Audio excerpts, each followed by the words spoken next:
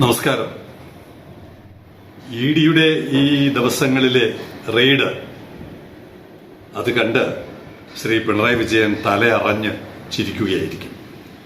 ഇന്നത്തെ sailing commentary ആരംഭിക്കുന്നു.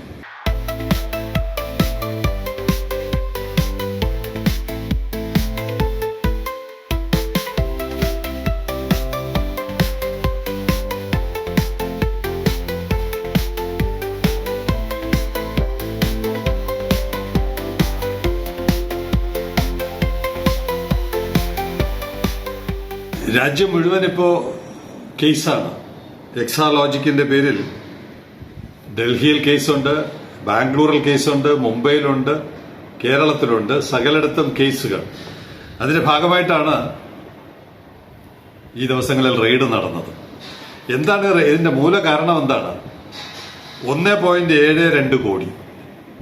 പിന്നെ കുറച്ച് അന്വേഷണം മുന്നോട്ട് പോയപ്പോഴത്തേക്ക് അത് 2.7 കോടി, രണ്ട് അഴിമതിയാണ്. അപ്പൊ 4.42 കോടി. നമുക്ക് 4.5 കോടി ഓർത്തിരിക്കാൻ വേണ്ടി 4.5 കോടി രൂപയുടെ അഴിമതിയാണ്, അല്ലെങ്കിൽ ബിനാമി ഇടപാടുകളാണ് ഇതിനകത്തുള്ള. 20 സ്ഥലത്താണ് ഒരേ സമയത്ത് റെയ്ഡ് നടന്നെന്നാണ് പറയുന്നത്. ബാംഗ്ലൂരിലും കൊച്ചിയിലും ട്രിവാൻഡ്രത്തും കോഴിക്കോടും കണ്ണൂരും എവിടെയൊക്കെയാണെന്ന് അറിയില്ല. 20 ടീമായിട്ടാണ് അന്വേഷണം നടന്നത്. എന്താണ് അന്വേഷിക്കുന്നത്? ഈ 4.5 കോടി രൂപയുടെ ഉറവിടം, ബിനാമി, ആരാർക്ക് കൊടുത്തു, എന്തിനു കൊടുത്തു, അത് വെളുപ്പിച്ചോ വെളുപ്പിച്ചില്ലയോ?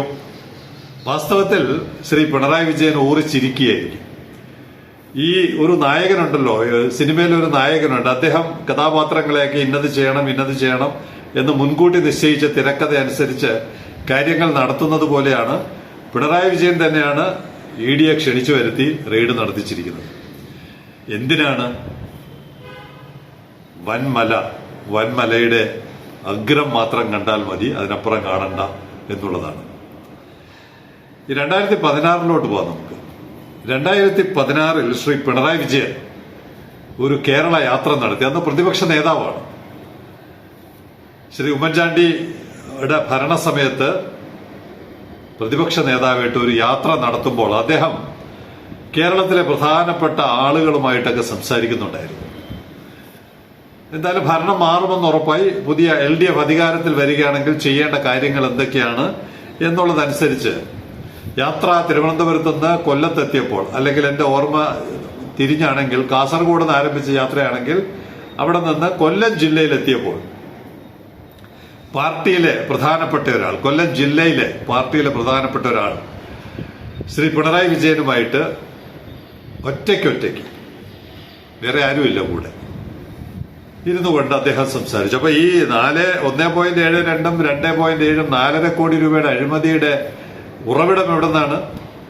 CMRL, ആലുവയിലെ CMRL എന്ന് പറയുന്ന കമ്പനിയിൽ നിന്നാണ്.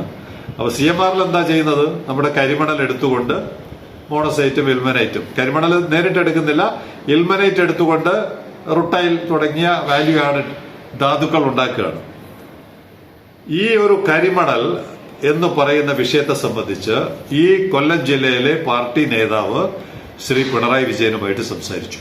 നമുക്ക് വിശ്വസിക്കാൻ പറ്റാത്ത തരത്തിലുള്ള ധാതുക്കൾ കൊല്ലം, ആലപ്പുഴ ജില്ലകളിലുണ്ട്.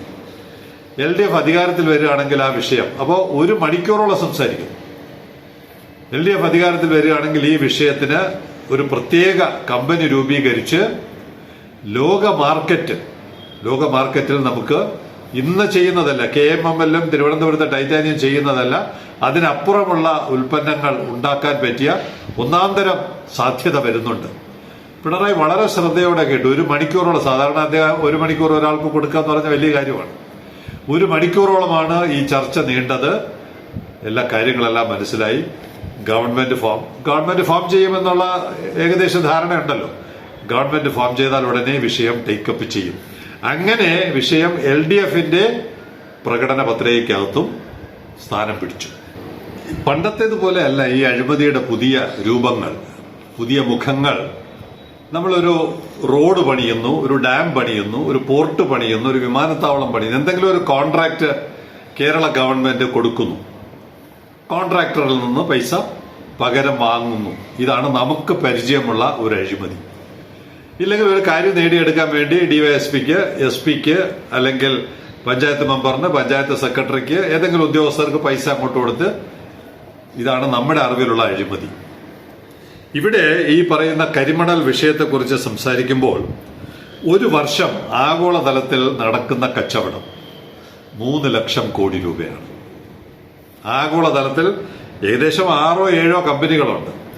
റഷ്യയിലെ റോസോ എന്ന് പറയുന്ന കമ്പനി ഉൾപ്പെടെ 7 കമ്പനികളാണ് ലോകത്തെ ടൈറ്റാനിയം വ്യാപാരം നടത്തിക്കൊണ്ടിരിക്കുന്നത്. അവിടെ ലോകത്തുള്ളവർക്കെല്ലാം അറിയാം, കേരളത്തിൽ ഈ വസ്തുവിന്റെ ലഭ്യത, അതിന്റെ ക്വാളിറ്റി, അതിന്റെ മെറിറ്റ് എന്താണെന്ന് വളരെ വ്യക്തമായിട്ട് അറിയാം.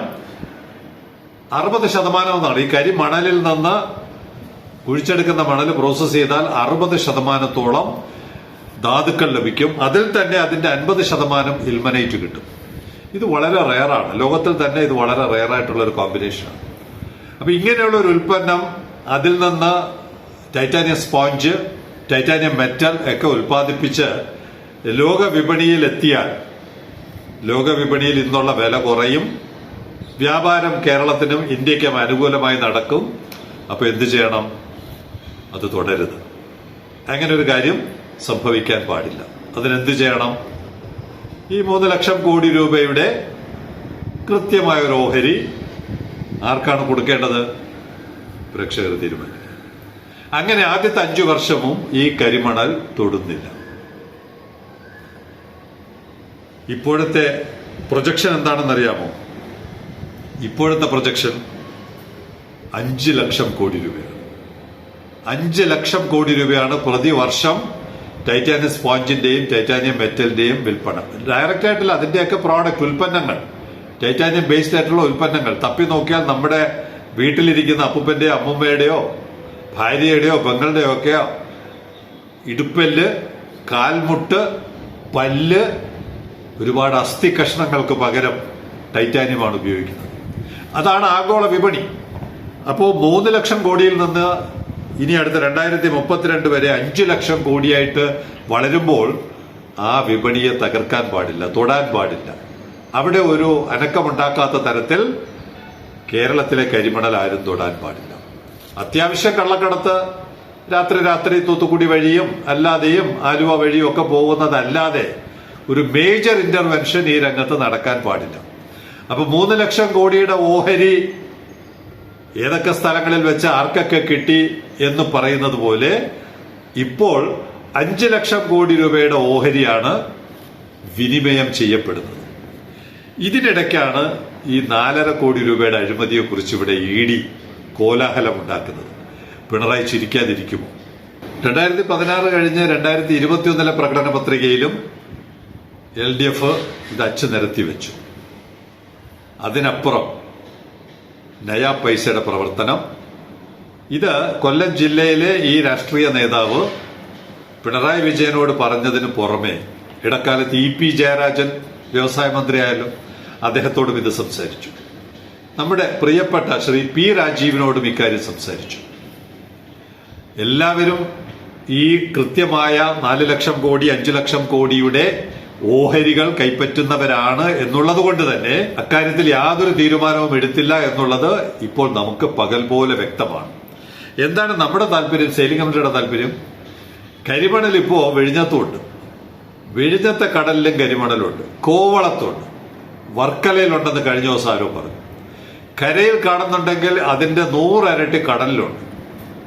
ഇതെല്ലാം ഉൽപ്പന്നങ്ങളാക്കി മാറ്റിയാൽ നമ്മുടെ ഗേറ്റ് വഴി കടന്നു പോകാവുന്ന 1-ാം തരം കയറ്റുമതി ചരക്കാണ്.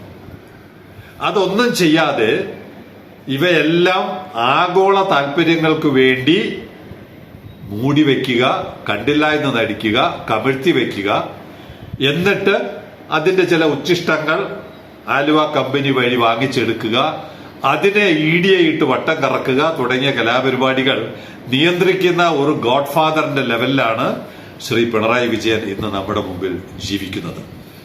നമ്മുടെ തലമുറ, കേരളം മുഴുവൻ 1-ാം തരം, എന്നോട് ഈ വിഷയം അവതരിപ്പിച്ച ആള് പറഞ്ഞത്, നമ്മൾ സ്വർണത്തിന്റെ മുകളിലാണ് കിടന്നുറങ്ങുന്നത്.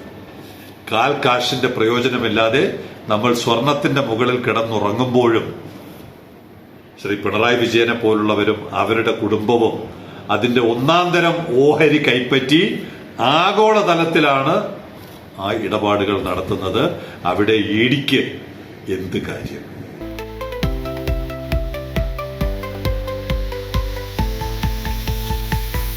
നമുക്ക് നമ്മുടെ കഞ്ഞി കുടിക്കുന്ന വിഷയത്തിലോട്ട് വരാം. നമ്മൾ ഇന്നലെ അവതരിപ്പിച്ച CHS കൊളംബോ കപ്പൽ രാത്രി ഇന്നലെ പുലർച്ചെ വിഴിഞ്ഞം വിട്ടുപോയി. ഹമ്പൻ ടോട്ടയിലാട്ടോ, കൊളംബോയിലോട്ടല്ല ഹമ്പൻ ടോട്ടയിലോട്ടാണ് കൊണ്ടുപോകുന്നത്. നമ്മുടെ കൊണ്ടുപോകുന്ന ബാർജ് കെട്ടിവലിച്ച് കപ്പലിനെ കൊണ്ടുപോകുന്ന ചിത്രങ്ങൾ സെയിലിംഗ് കമന്ററിക്ക് ലഭിച്ചിട്ടുണ്ട്. നമുക്ക് ഈ കോടികളുടെയും ലക്ഷം കോടികളുടെയൊക്കെ കഥകൾക്കിടയിൽ നമ്മുടെ അന്നം ലഭിക്കുന്ന ചില കഥകളുമായിട്ട് നമുക്ക് മുന്നോട്ട് പോകാം.